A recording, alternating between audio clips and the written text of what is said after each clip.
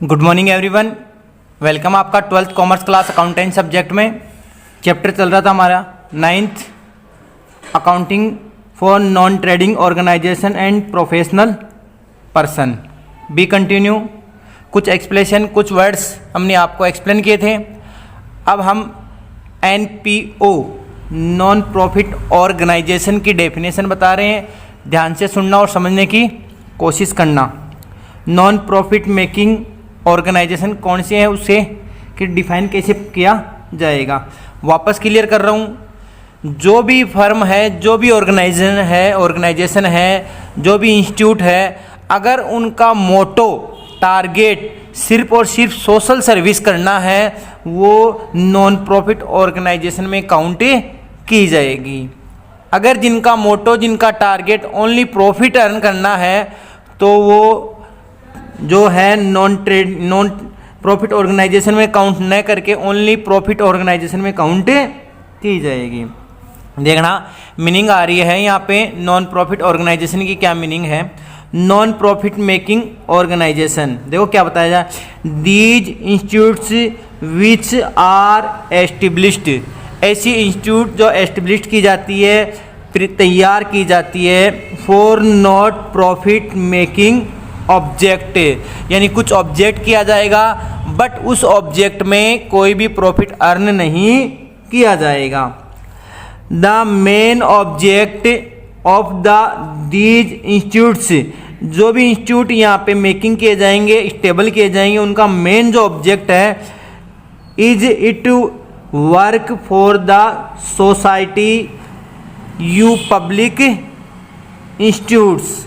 मतलब कहने का मतलब ये है कि नॉन प्रॉफिट ऑर्गेनाइजेशन में जो भी एस्टेब्लिश किया जाएगा, ऑर्गेनाइज किया जाएंगे, इंस्टीट्यूट स्टेबल किए जाएंगे, उन इंस्टीट्यूट का जो भी ऑब्जेक्ट होगा, जो भी वर्क होगा, उसका जो अर्न किया जाएगा वो ओनली सोशल सर्विस ही होगा, कोई प्रॉफिट अर्न नहीं होगा।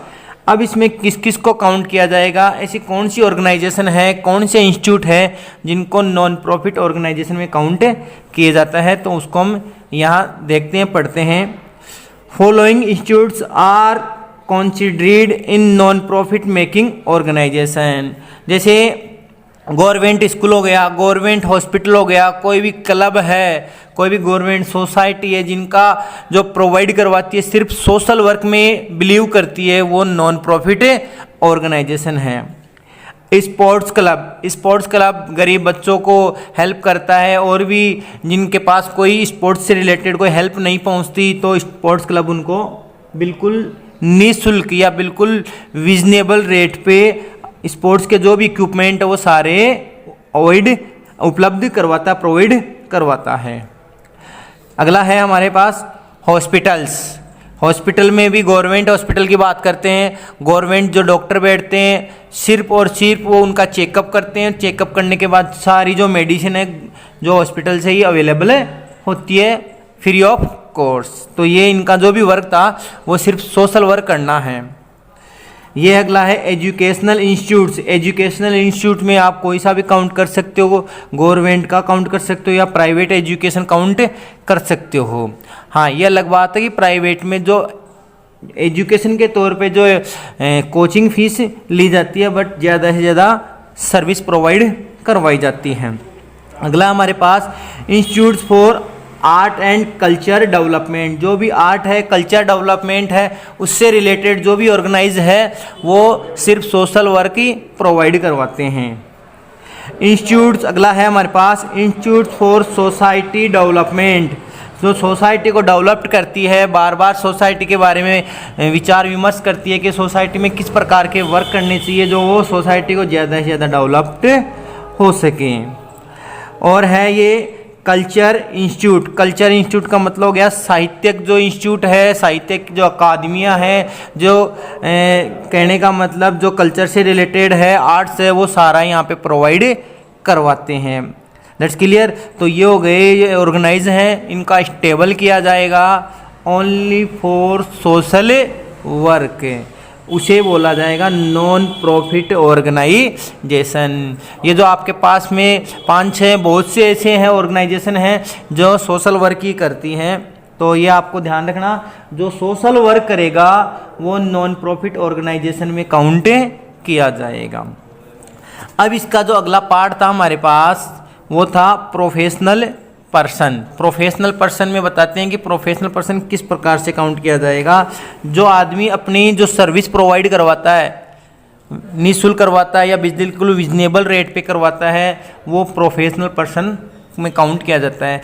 फॉर एग्जांपल जैसे डॉक्टर हो गया, आर्किटेक्ट हो गया, अकाउंटेंट हो गया, इनसे हम कंसल्ट करते हैं, राय मशवरा लेते हैं और कुछ रिजनेबल फीस या रिजनेबल रेट पे वो काम होता है। तो देखते हैं प्रोफेशनल पर्सन क्या है, किसे कहा जाएगा प्रोफेशनल पर्सन। ध्यान देना, द पर्सन हु अर्न, ऐसे व्यक्ति जो अर्न करते हैं their earning by their professional, कि जो उनकी अर्निंग होगी वो उनकी प्रोफेशनल का मतलब हो गया पैसा, प्रोफेशनल का मतलब हो गया पैसा, नॉट ए केस, यानी उनका जो रहन सहन है प्रोफेशनल, उन्हें जो डिग्री ली है उस डिग्री पे वो कंसल्ट करेंगे। देखना, the person who have earn there earning by their professional या क्वालिफिकेशन, जो उनकी शिक्षा है उसके अकॉर्डिंग, एंड जो द्वारा इंटेलिजेंसी, जो उनकी बुद्धिमत्ता इंटेलिजेंसी के according, are professional person. Professional person अपने क्वालिफिकेशन के तौर पे, अपनी इंटेलिजेंसी के तौर पे ही जो अर्निंग करते हैं बहुत ही रिजनेबल रेट में। फॉर एग्जांपल डॉक्टर्स हो गए, डॉक्टर से हम कोई भी पेशेंट होता है कंसल्ट करता है, कंसल्ट की एक नॉर्मल फीस ली जाती है। आर्किटेक्ट, अकाउंटेंट, ठीक है, लॉयर, आर्किटेक्ट हो गया, are considered in their definition of professional, जो ये प्रोफेशनल में काउंट किए जाएंगे।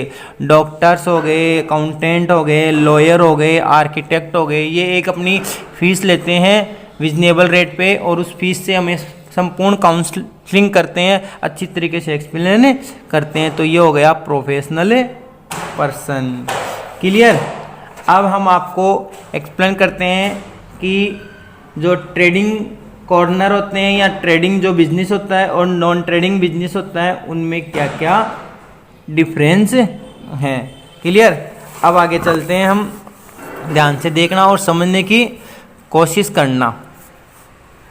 देखना क्या कहता है, पॉइंट है हमारे पास ट्रेडिंग कॉर्नर और नॉन ट्रेडिंग कॉर्नर, यानी जो ट्रेडिंग बिजनेस है और नॉन ट्रेडिंग बिजनेस है उनमें क्या क्या डिफरेंट है।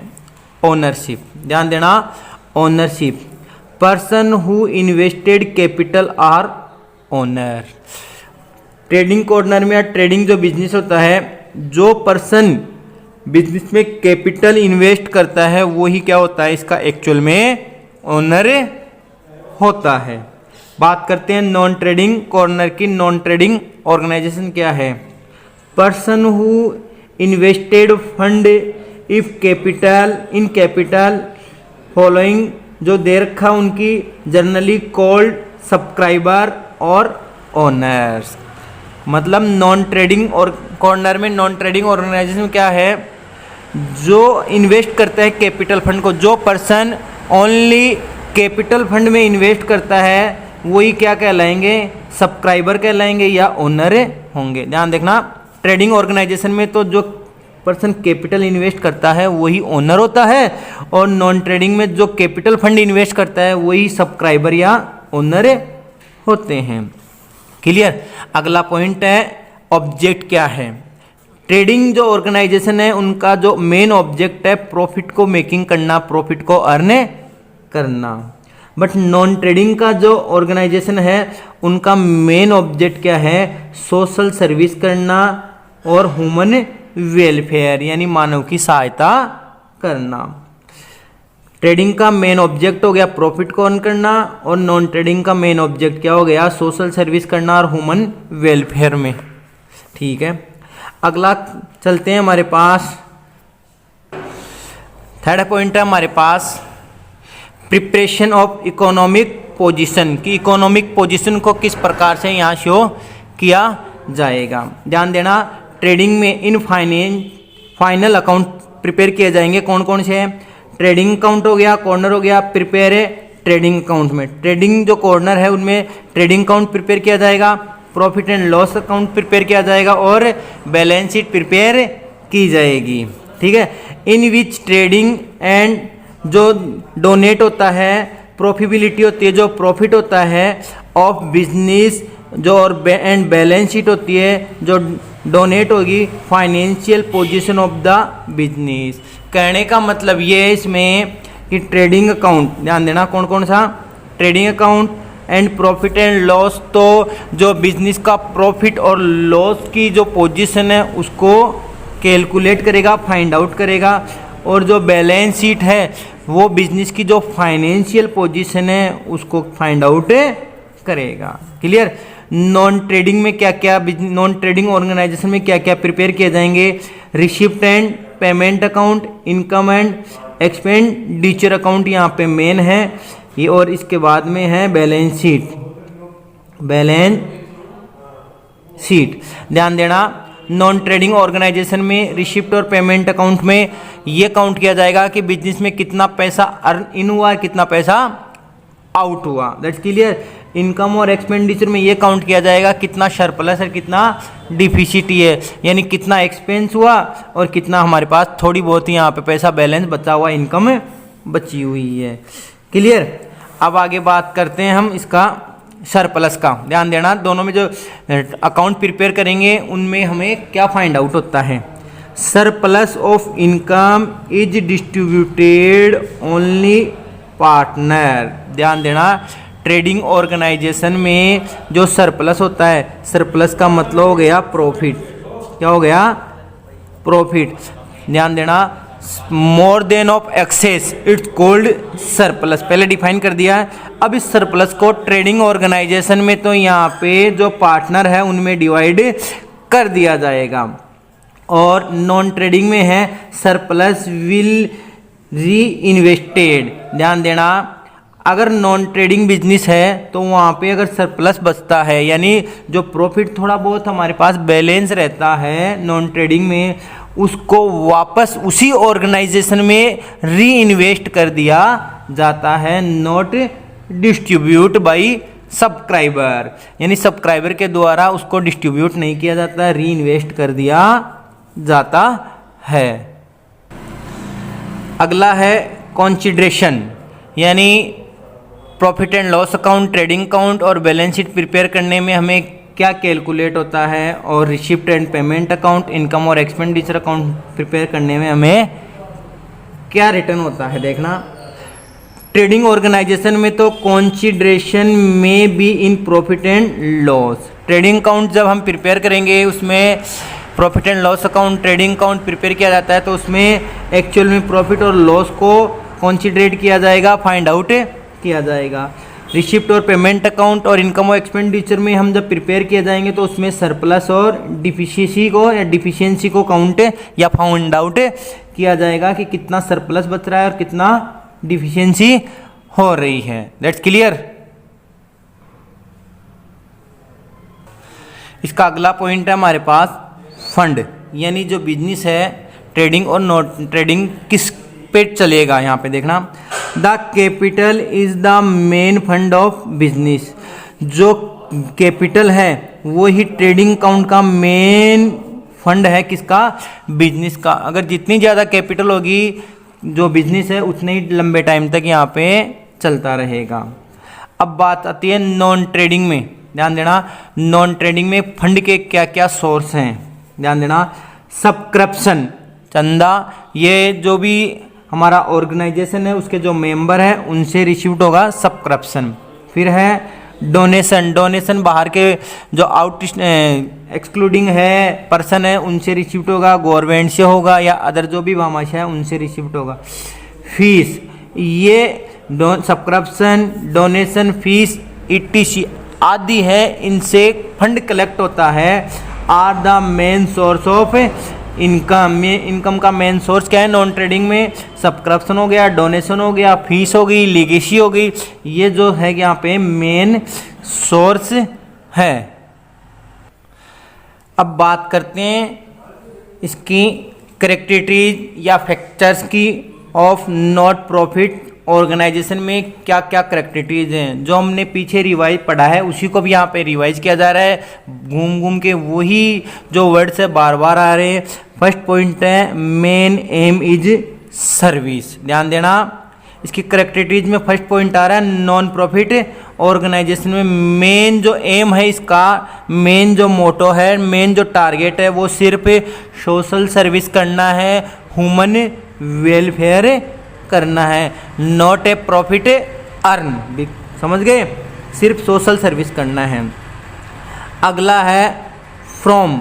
फ्रॉम का मतलब ये किससे ऑर्गेनाइज करेगी, कौन इसको चलाएगा, यानी इसमें जो मेंबर्स होंगे, उन जो मेंबर्स हैं वही इसको चलाएंगे। देखना, these organization are set up as charitable trust. Charitable जो ट्रस्ट है उसके द्वारा ये ऑर्गेनाइज की जाएगी।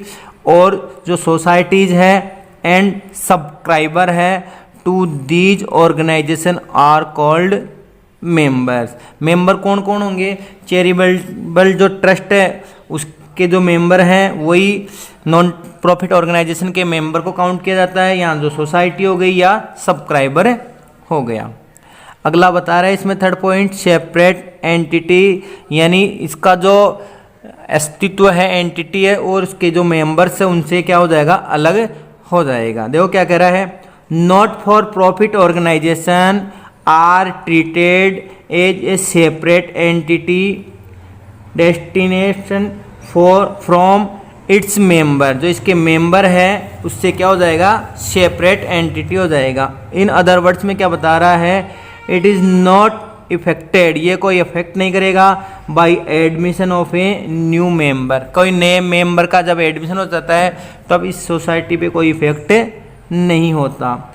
And the death of insolvency of existing member, या किसी मेंबर की डेथ हो जाती है या कोई मेंबर यहाँ से रिटायर्ड हो जाता है या बाहर चला जाता है या कोई मेंबर इंसॉल्वेंसी या दिवालिया हो जाता है, तो नॉन प्रॉफिट ऑर्गेनाइजेशन पे कोई इफेक्ट नहीं होता है। अगला फोर्थ पॉइंट है मैनेज्ड बाय सेलेक्टेड मेंबर्स। अब जो इसका जो मैनेज करेंगे नॉन प्रॉफिट ऑर्गेनाइजेशन को, जो कंटिन्यू जारी रखेंगे, चलाएंगे, वो रहेंगे सिलेक्टेड मेंबर, और वो सब्सक्राइबर के द्वारा या मेंबर्स के द्वारा सेलेक्ट किए हुए रहेंगे। These organization are usually manage किया जाएगा बाय ए मैनेजिंग और एग्जीक्यूटिव कमिटी के द्वारा सिलेक्टेड बाय मेंबर। जो मैनेजिंग कमेटी है या एग्जीक्यूटिव कमेटी है उसके द्वारा जो मेंबर सेलेक्ट कर दिए जाएंगे वो इसका क्या करेंगे, मैनेज करेंगे। अगला है इसका मेजर सोर्स ऑफ इनकम। इसका मेजर सोर्स ऑफ इनकम क्या भी पढ़ा था हमने, डोनेशन हो गया, सब्सक्रिप्शन हो गया, और कोई भी फीस हो गई, वही क्या है इसकी इनकम का सोर्स है। देखना पहला क्या है, subscription from there members, member से सब्सक्रिप्शन रिसीव्ड होगी, वही इसका मेन सोर्स है। डोनेशन हो गया, फाइनेंशियल असिस्टेंस हो गया from government in the from grant in aid. Grant in aid का मतलब हो गया गवर्नमेंट से कोई भी हेल्प मिलना। और इनकम फ्रॉम इन्वेस्टमेंट, और हमारे पास जो नॉन प्रॉफिट ऑर्गेनाइजेशन है वो जितने भी असेट्स है या जो भी है उसको हमने कहीं इन्वेस्ट कर रखा है, उससे जो इनकम आ रही है वही क्या है, इसकी मेजर सोर्स ऑफ इनकम है। सिक्स पॉइंट हमारे पास surplus non distributed among its member. घूम फिर के वही बात आ रही है, जो सरप्लस आया यानी एक्सेस ऑफ मोर देन, जो भी एक्सपेंसेज आएगा, एक्सपेंस से मोर देन जो हमारे पास बैलेंस होगा, जो रिमेन होगा, उसको क्या बोला जाएगा, यहाँ पे सरप्लस बोला जाएगा। और उसको यहाँ पे डिस्ट्रीब्यूट नहीं किया जाएगा, उसको कैपिटल फंड में ही ऐड कर दिया जाएगा। देखना क्या कर रहा है, करंट ईयर सरप्लस, जो करंट ईयर का जो सरप्लस है in the from excess of income over expenditure, ठीक है, is not distributed among its members. जो भी सरप्लस बचेगा, जो भी एक्सेस ऑफ एक्सपेंडिचर से जो भी इनकम होगी, उसको यहाँ पे मेंबर्स में डिस्ट्रीब्यूट नहीं किया जाएगा। It is added to capital fund. ध्यान देना, जो सरप्लस आएगा, प्रैक्टिकल में आएगा ये पॉइंट, जो सरप्लस होगा उसको कैपिटल फंड में क्या कर दिया जाएगा, यहाँ पे ऐड कर दिया जाएगा। आगे बात करते हैं अकाउंट्स कि इसमें मेन कौन कौन से अकाउंट प्रिपेयर किए जाएंगे। देखना, these organisation also have maintain proper account to meet the legal requirement and exercise proper control over utilisation of their fund. मतलब जो भी मेन ऑर्गेनाइजेशन क्या है, जो अकाउंट्स हैं मीट किया जाएगा और लीगल रिक्वायरमेंट के अकॉर्डिंग ही यहाँ पे अकाउंट प्रिपेयर किए जाएंगे। लास्ट है कि कौन कौन से अकाउंट प्रिपेयर किए जाएंगे फ्रॉम अकाउंट्स।